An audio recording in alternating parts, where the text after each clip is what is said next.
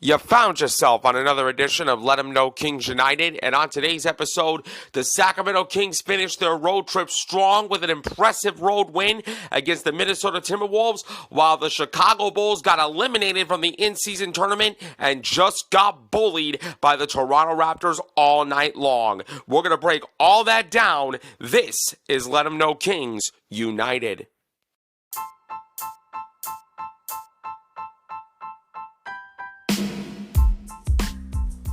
And now, ladies and gentlemen, it is that time for the post-game reaction podcast of the Cleveland Cavaliers, Sacramento Kings, and the Chicago Bulls. This is Let 'em Know Kings United.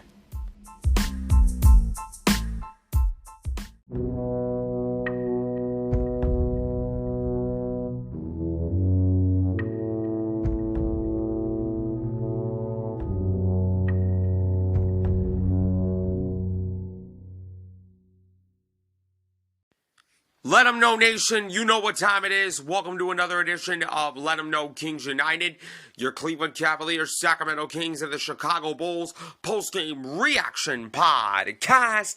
And I am your host, Scarlett Weisberg. Thank you so much for tuning into today's show. As a reminder, you can find this show, which is absolutely free and available on Amazon Music, Google Podcast, iHeartRadio, Radio Public, Pandora, Spotify, and wherever else you want to listen to this show. Give the show a follow on the platforms. If you can please turn on your notifications so you know about the next episode. Please rate, spread the word out to your friends, and give Let 'em Know Kings United a 5-star review on whatever podcast platform you're listening to this on. It is a great way to support the podcast, and I appreciate every single one of you for tuning in, especially when I'm feeling like going absolutely off like I'm about to right now. Ladies and gentlemen, it pains my heart that I gotta come in here, I gotta record a show for y'all, and make an announcement that a lot of people are not surprised with. The season is officially over for the Chicago Bulls. Let me say that one more time. The season is officially over for the Chicago Bulls. A 121-108 embarrassing loss at the hands of the Toronto Raptors, which, oh, by the way, Chicago is now eliminated from the in-season tournament. And quite frankly, they deserve to be eliminated. Basically, I think for 3 games of the in-season tournament, one against Brooklyn at home, one against Orlando at home, and now this game on the road against the Toronto Raptors. You know what the Bulls showed me? They don't want to win. They don't want to win. Zach LaVine had his best scoring game of 36 points. Who gives a damn? Who gives a damn about Zach LaVine coming back and scoring 36 points? He was the only Bull that actually showed urgency. I gotta give him that. But ultimately, when you're losing games like this, I don't give a damn about stats at this point. The Bulls just don't have a mentality that says, you know what, enough is enough, I'm going to win this game. Toronto, all credit in the world. All credit in the world, because Toronto had a really, really big advantage coming into this game. They had size, they had length, they had OG Anunoby, who was a good 3-and-D guy. Scotty Barnes is talented as hell. Even Jakob Poeltl even bullied Nikola Vucevic. When I look at Toronto, I see a team that has more mentality than the Chicago Bulls. That's what Coach Rakovich said about this game. That's the model that we're going after. Everybody eats and everybody is playing together. And I want to give credit to the Toronto Raptors because of this. Unlike the Chicago Bulls, unlike head coach Billy Donovan, who gets out-coached again gets out-coached by the Toronto Raptors head coach, Coach Rocco, I can't even pronounce his name, but Billy Donovan at the end of the day got out-coached. When was the last time that the Chicago Bulls played a complete game? I believe it was against the Utah Jazz, right? I believe it was against the Utah Jazz team that we dominated wire to wire at home, right? The Chicago Bulls, again, they don't understand what a good start means. We are the worst team in the league in the first quarter. I mean, it's not even that I'm like shocked at the fact that we suck in the first quarter. Ultimately, we just suck altogether.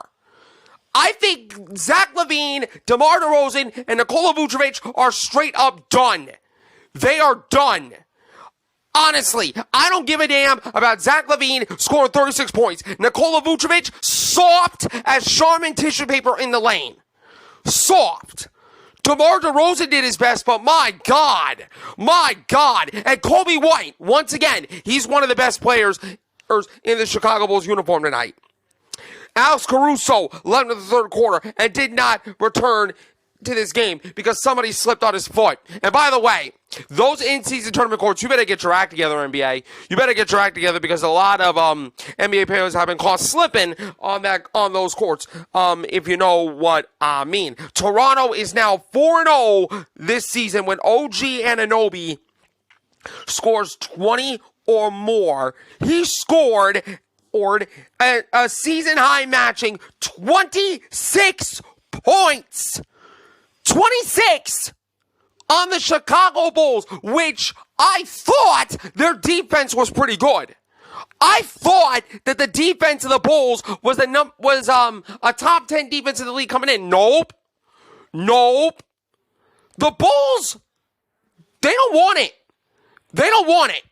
I cannot watch a team that shows no heart, no fight, no physicality, and no mentality. The Bulls, quite frankly, got what they deserved. You know one point that I found pretty interesting coming into this game?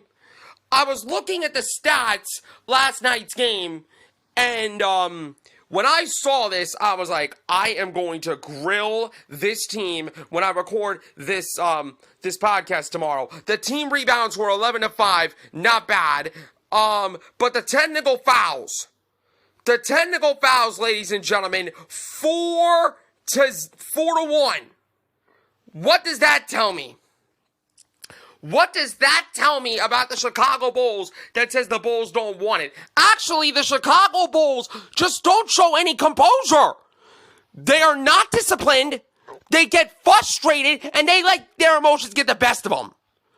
You know what? You know which team in Chicago showed fight? You know which Chicago team showed grit? A team that played another Toronto team. Another team that was down but didn't give up. The Chicago Blackhawks were clearly better than the Chicago Bulls last night by a moonshot. It doesn't even surprise me of how the Chicago Blackhawks were down 1-0 to start the game. Dickinson tied it up. Toronto scored another goal. Dickinson scored another goal. Toronto scored another goal. Dickinson got his first hat trick in his career. Shout out to him. And then Korchetski, or whatever his name is, got the game winner for the Chicago Blackhawks. But ladies and gentlemen, there is a team in basketball right now that is better than the Bulls. It's not the Boston Celtics. It's not the Minnesota Timberwolves. Maybe you could put the Sacramento Kings in there, but the Orlando Magic are a better team today than the Chicago Bulls were last night. And I was watching the Orlando Magic game against the Boston Celtics, and I was really impressed about the Orlando Magic because they had a really bad start in the first quarter, not like the Chicago Bulls.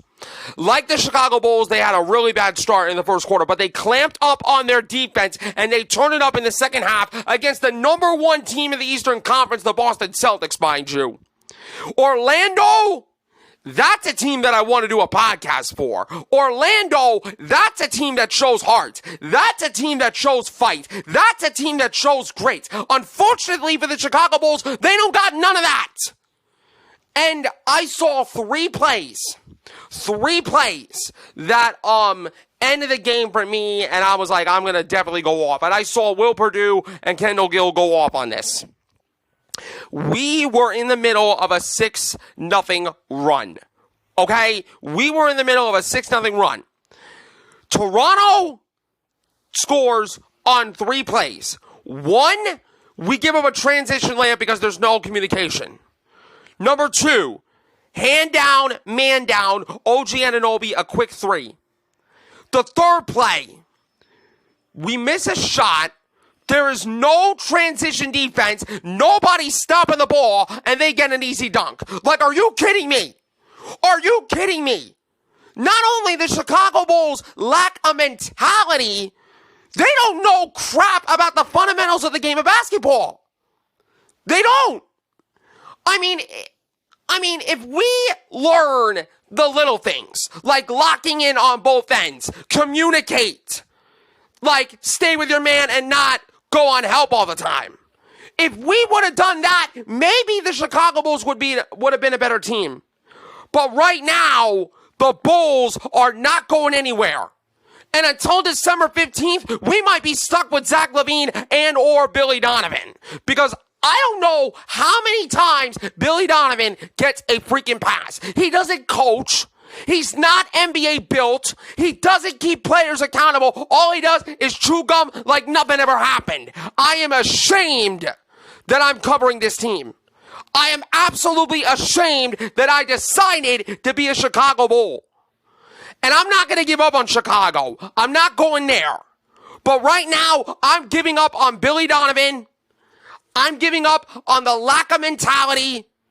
Right now, until the Chicago Bulls show me heart, show me fight, show me passion for the game, and show me in a consistent basis, I guess all you're going to hear from me is rants among rants among rants among rants, because it is absolutely frustrating that I've decided to cover a team that plays like Tin Men. Plays like Tin Men for the Wizard of Oz and has no courage. Absolutely none. I get that Kobe White tried to do his best. But my God.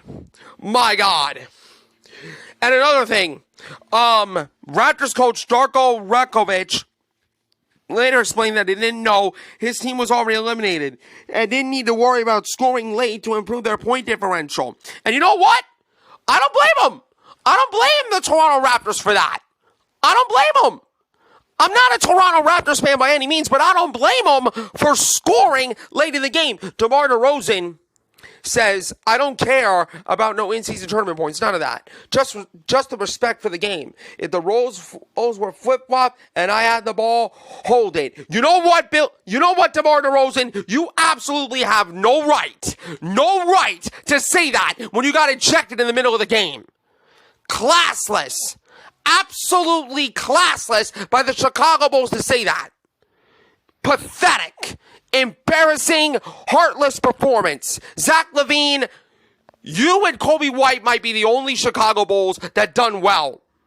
But everybody else, I don't get it. I seriously do not get it. When you get dominated in the paint, 50-46, it was 22-8 Chicago at one point. You had 3 technical fouls the Chicago Bulls had. And you get dominated in the field goal percentage, 53% for Toronto, 51% for the Bulls. The 3-point percentage, Chicago won it again, but that don't mean shit. Or that don't mean jack squat if you can't do anything. If you can't do anything with it. The fast break points were 11-9. Basically, the Toronto Raptors cleared the Chicago Bulls in every single aspect of the game. This team in Chicago sucks. This team sucks right now. Zach LaVine, best game of the year for him with 36 points, 4 rebounds, 3 assists, and a steal. Kobe White did really well with 14 points, 3 rebounds, 3 assists. DeMar DeRozan, I understand that he almost got 20, but a plus-minus of 31. Like, I really do not understand why the starting lineup is not consistent. It's not. If I were you, I think the Bulls need to blow it up. They got to blow it up and go into absolute rebuild mode because this is ridiculous. This is ridiculous. If you allow players like OG Anunoby, who had 26 points, 6 rebounds, 3 assists, Scotty Barnes, 13 points, 10 rebounds, 6 assists, Siakam had 18 points, 8 assists, and a steal. You have a Gary Trent Jr. off the bench, 4 for 9 from three-point range with 2 assists and 16 points. And you have Portal, who had 15 points, and Nikola Vucevic. You're soft, bro. You are soft. I get that you had 8 rebounds and 5 assists, but I don't give a damn. You are better than Jakob Portal, and Jakob Portal made you your son. Made you your son tonight. Embarrassing, pathetic, and heartless by the Chicago Bulls. And Brooklyn on Sunday, they are smiling and laughing at us. They are laughing and smiling and seeing this film like, you know what? This Chicago team is not that good. We could get at them. You know what? I wish the Brooklyn Nets would score 125, maybe 130 on the Chicago Bulls on Sunday, and then maybe Billy Donovan gets fired. Maybe we could get a coach that actually shows some freaking leadership in here. Because the Bulls right now are not a basketball team. They are nothing more than selfish, classless individuals. Blow it up.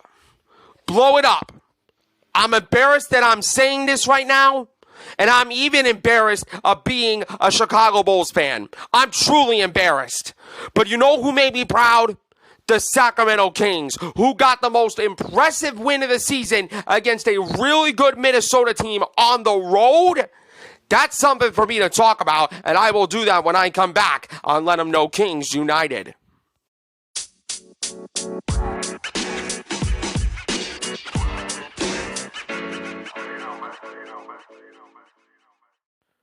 Welcome back to Let 'Em Know Kings United. I want to talk about a team that, unlike the Chicago Bulls, understands the significance of the NBA in-season tournament. A team that had some heart. A team that has a whole lot of talent. And a team that is just special. And that is the Sacramento Kings, scoring an impressive win over the Minnesota Timberwolves, 124-111, which, oh, by the way, this was Minnesota's first loss inside the Target Center this season. And coming into this game, Minnesota was a team that was really good at home. They actually dominate opponents on their home floor. And I was talking to one of my best friends just before the game last night, and I said, you know what? I think the Sacramento Kings had a little bit of a disadvantage coming in because Minnesota, I knew they were going to be the more physical team than Sacramento coming in, because not only the fact that they got an all-star scorer in Anthony Edwards, who is an absolute stud, and Minnesota does not deserve a talent like Anthony Edwards. Request a trade now, my guy. But they have players like Rudy Gobert and Karl Anthony Towns. I thought that the Sacramento Kings would not be able to match the physicality of the Minnesota Timberwolves. But boy, did they prove me wrong last night, as the Sacramento Kings came out of the gate strong out of the gate, dropping 38 points in the first quarter. Although they did let up in the second quarter, but I love the fact that in the second half, Sacramento responded to that lackluster second quarter, and they just went back to their game. The Kings improved to 3-0 in Group C in the Western Conference and can win it. I'm going to get to this later at the end of the show, but Harrison Barnes, who had 10 of his 18 points in the first quarter, said it's always good to compete for something else. And De'Aaron Fox said we know that we could score with the best of them. That's not going to surprise anybody in this league. But I know that if we want to be the best team that we can possibly be, we have to do better defensively. And I agree with that. I agree with the lack of a defensive effort that the Sacramento Kings had, despite the fact that they win. Now, granted, the offense showed up and they knocked down a whole lot of threes. But De'Aaron Fox, the Sacramento Kings, rather, did not become 3-point happy tonight. They did not be a team that's like, okay, we're going to chuck up a lot of threes and we're going to see what happens. No, they took the game to the paint. They were taking it to mid-range. They were taking it inside. They were running some foxhole action for like 2 consecutive plays, and the Minnesota Timberwolves in that third quarter couldn't stop that action. They couldn't stop the hedge screen foxhole action, and they allowed the Sacramento Kings to take advantage of it in the paint. And Chris Finch, the head coach of the Minnesota Timberwolves, said they came out, punched us in the mouth, especially early in that first quarter. It took us a while to respond, but both teams were up for it. And you know what? I don't get why fans just don't really like the NBA in-season tournament. I don't know why. But to me, I think it brings a competitive energy that I haven't seen in the game of basketball for a long time. Both of these teams were up for it. Both of these teams were up into the challenge. But you know what? There was a couple of key stats for this game. The Kings had the decisive edge in points of the paint, 58-42, 26-15 on second chance points, and off the bench, 45-25. They shot a season best 49% from distance, hitting 17 threes off 35 attempts. Outstanding. Outstanding. The Kings, from the start, were unsinkable at the beginning with a surge of energy for the final stop on the 6-game road trip. Entering the evening, they were just 25th in the league in three-point shooting, 34%. They heated up in a hurry with a 7-9 start from deep. The Wolves brought the NBA's second-best three-point defense to boot, yielding opponents at a 32.3% clip. But that didn't happen. That did not happen. They shot 49% from three-point range overall. And De'Aaron Fox, who was one of the 6 Kings to make multiple threes, pitched in a soaring left-handed slam off a crossover dribble in the paint that put him up. And let me tell you something, the Minnesota Timberwolves, they do not learn. They do not learn. When De'Aaron Fox gets up, all you can do is just move and get out the way. Because if you are in the way of De'Aaron Fox, whoo-wee, it's going to be a long night for anybody that's defending De'Aaron Fox. And oh, by the way, the refs. Let me say this about the refs. Why are you hating on the Kings? Why are you hating on Sacramento? Maybe it's because Sacramento is talented. Maybe it's because De'Aaron Fox is just too damn good. I don't know what it is. But Minnesota was getting every single gosh darn call every single freaking night. And Sacramento was getting a whole lot of nothing. I mean, come on, refs. Do better. Do better. The fans didn't pay their hard-earned money to see the refs ref. They came to see the players play. And about the defense for just a second, head coach Mike Brown said something very interesting. He said, I keep telling our guys, if we can lock in the way that we're capable of defensively, we're going to have a chance to be great. And the game was a fast-paced matchup. And that court from Minnesota, I mean, that's tough. That's tough. A sky blue court and be able to look like the players were walking on water, that's tough. That is tough. That is nice. That is absolutely beautiful. Absolutely beautiful. One of the best courts in the NBA in-season tournament by far. Anthony Edwards scored 35 points, up 17 of 18 for the free throw line. And Karl Anthony Towns had 27 points. who are 2-1 in the tournament. Their 11-3 start and 7-0 at home were the best in franchise history. And they with the best record in the NBA coming in. This was their first loss in 8 home games, and for the Sacramento Kings to do what they did on the road against that talented team of Minnesota, I gotta admit, that is an impressive, good, quality win at this point of the season. The Kings shot 49% from the field, like we mentioned, 43% from the field for Minnesota. The three-point percentage, I'm not even going to repeat myself. The Kings dominated at that. The free throw percentage, 93% for Minnesota. Just 9 for 11 from the free throw line for the Sacramento Kings, which I found disappointing. Because I thought that Sacramento was working on a point of emphasis about physicality this season. I thought that Sacramento wanted to beef up the physicality. And in order to beef up the physicality, you got to draw fouls and you got to get to the free throw line. I think that Sacramento did a really bad job at getting to the foul line frequently. But when you have an offense knocking down threes all day long, I mean, it's not going to hurt Sacramento at the end of the day because they got the win, but I want to see Sacramento get to the foul line more. That's all I'm saying. That's all I'm saying. I'm not taking away from the win, but I want to see Sacramento get to the foul line a lot more. They dominated in the paint 58-42. The turnovers, 18 turnovers for Minnesota compared to 13 for Sacramento.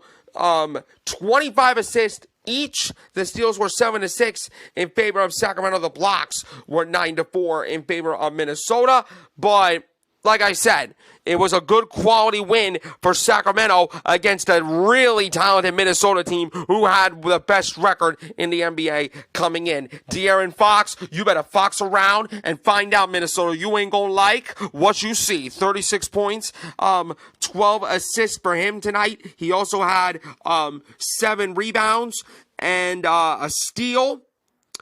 Domantas Sabonis, another double-double. What else is new? 15 points, 11 rebounds. He also had 2 steals and 3 blocks, along with 5 assists. Kevin Huerter, 10 points, 3 rebounds off the bench. Malik Monk, 17 points, 2 rebounds. He's pretty good.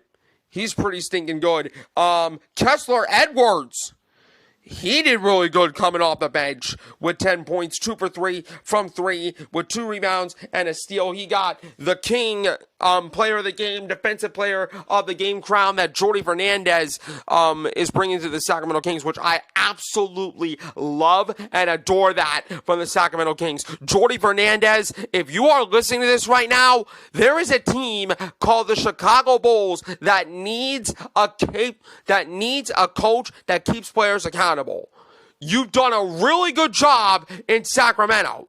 I will not be surprised if you move on to be an NBA team's head coach next year because you are that good of a coach, okay? But right now, the Chicago Bulls need a head coach, and Billy Donovan, that ain't it, bruh. That ain't it. But a lot is on the line come Tuesday for Sacramento because they have a chance to not only win Group C, to not only finish Group C undefeated, because right now there are 2 teams in the NBA that finished Group Play undefeated: the Indiana Pacers and the LA Lakers. The Sacramento Kings could make it a 3rd team to go undefeated in the group and host a quarterfinal game at the Golden One Center. But they're gonna have to do it against those stupid, stinking Golden State Warriors that I am sick of. I am sick of the Golden State Warriors. I mean, I can't stand them. I can't tolerate them. I can't even watch them. San Antonio, you had one job. One job. And that's beat the Golden State Warriors. That way, the Sacramento Kings would ultimately win their group, and we didn't have to feel at that much pressure going into Tuesday. But because San Antonio didn't do their job, and because Chef Curry cooked them up, Now we gotta have to face the Golden State Warriors for a chance to win Group C, to potentially host a home game for the quarterfinals. And oh, by the way, Draymond Green's coming back. Domantas Sabonis, you better watch out, my guy. You better watch out. I might have a heart attack after this game. I mean, I'm just gonna say a period point blank. This is going to be a big playoff feel inside the Golden One Center, 10 p.m. on TNT Tuesday night. I can't wait. I'm sick of seeing the Golden State Warriors, but you know what? Warriors and the Kings, it's always fun to watch. Even though I'm sick of the Golden State Warriors, it's always fun seeing the Warriors and the Kings go at it. But a good quality win for the Sacramento Kings on the road against a good Minnesota team, which is going to be critical later in the year. That's going to do it for today's edition of Let 'Em Know Kings United. You can find this show on Amazon Music, Google Podcast, iHeartRadio, Radio Public, Pandora, Spotify, and wherever else you want to listen to this show. Give the show a follow on those platforms. Turn on your notifications so you know about the next episode. Please rate, spread the word out to your friends, and give Let 'Em Know Kings United a 5-star review on whatever podcast platform you're listening to this on. I'm Scarlett Weisberg. I appreciate every single one of you for tuning in, and I will see you right back here for another episode of Let 'Em Know Kings United.